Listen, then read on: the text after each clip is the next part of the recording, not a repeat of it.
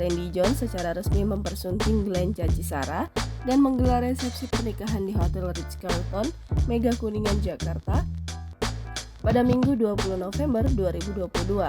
Amanda Manopo ikut dalam iring-iringan pendamping pengantin wanita.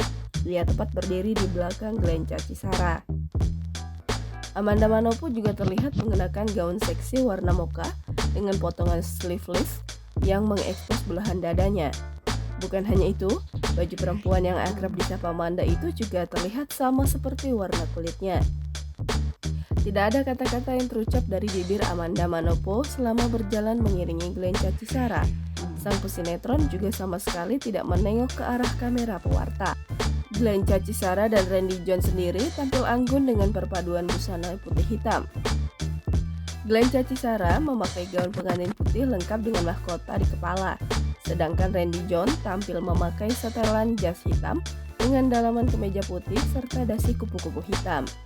Sebagaimana diketahui, prosesi akad nikah Glenn Cacisara dan Randy John sudah digelar siang tadi. Acara diawali dengan momen penuh haru saat sang artis meminta izin nikah ke orang tuanya.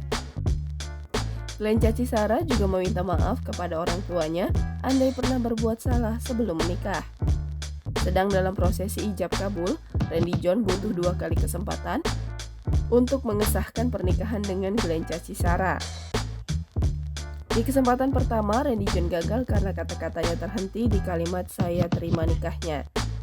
Oleh Randy John, Glenn Cacisara dipinang dengan mahar logam mulia seberat 50 gram, uang 22 dolar Singapura, 11 ringgit, dan 2022 rupiah. Selain Amanda Manopo, Ria Ricis dan Teuku Ryan juga terlihat hadir sebagai pendamping Glenn Cacisara dan Randy John.